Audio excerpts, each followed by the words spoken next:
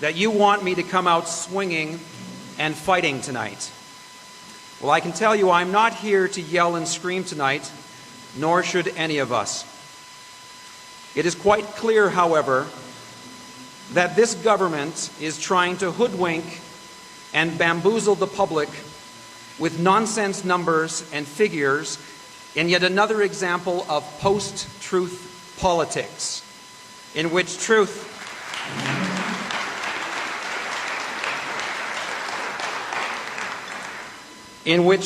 does not seem to matter to politicians.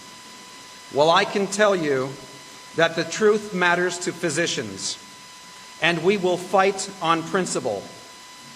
The truth of physician intimidation was finally revealed when we decided to start fighting. Well, this dragon has awoken, and the prod in the ribs that we received on Friday, I dare say, will galvanize us as a profession.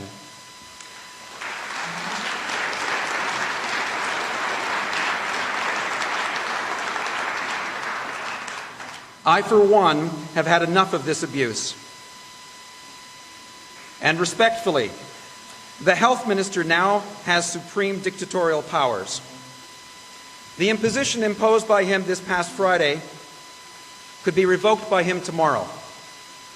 At his whim or will, he can slash physician fees, target sections, or even individual physicians.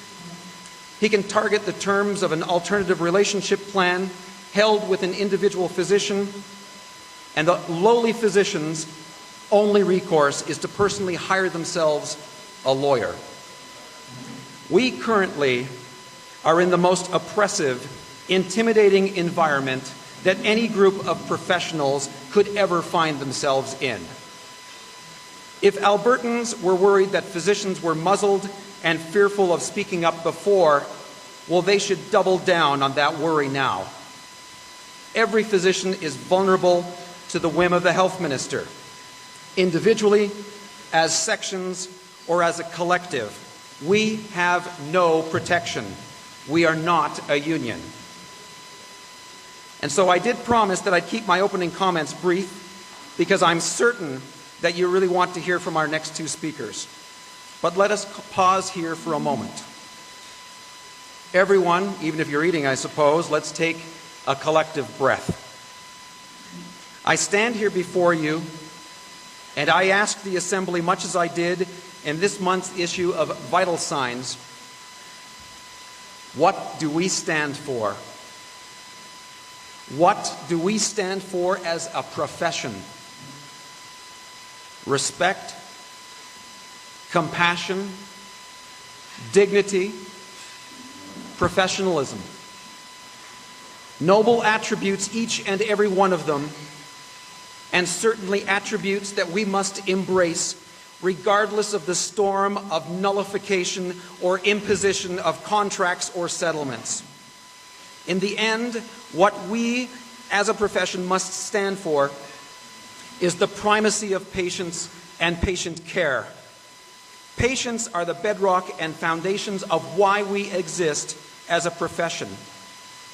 In this regard, I have cautioned that any action we take in response to negotiations or to the absence of negotiations, patients and patient care must not be harmed or marginalized in any manner. Now, I have heard from some that would disagree. I noted in my November article the contract, for those of you that managed to read it. I noted that we will find a way to fight through these negotiations, but not on the backs of our patients. Some have subsequently questioned me, how on earth could we possibly fight in these negotiations without secondarily or unintentionally causing harm to our patients? Well, rest assured, I had a plan in mind when I wrote that article. This plan was going to be unveiled in the December issue of Vital Signs. On Friday, I was about to submit it to our editor, Mr. Dave Lowry. Then the minister's announcement came. The original plan involved a slow escalation of pressure over the coming year, allowing a decent and civilized negotiation process to unfold.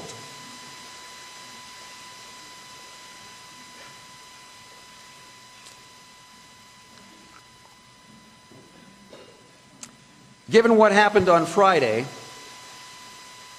I would suggest that we may need to move those timelines forward.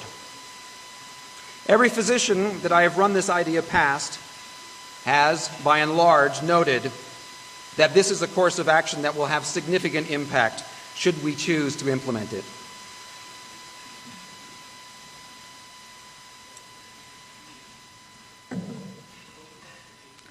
Now, I have no idea what Dr. Jeffrey or the Minister will share with you tonight, but in my closing comments at the end of the evening, I will share with you the approach that we can take that will not harm patients in any way, but an approach that we can, and I dare say, we will implement if pushed far enough. And with that, I would like to underscore that we maintain decorum this evening. Respect, honor, dignity, and professionalism.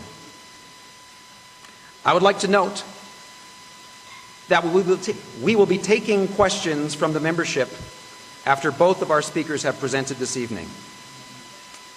And so, with all due respect, I would very happily like to introduce this evening's first speaker, Dr. Michael Jeffrey, our recently appointed Alberta Medical Association President.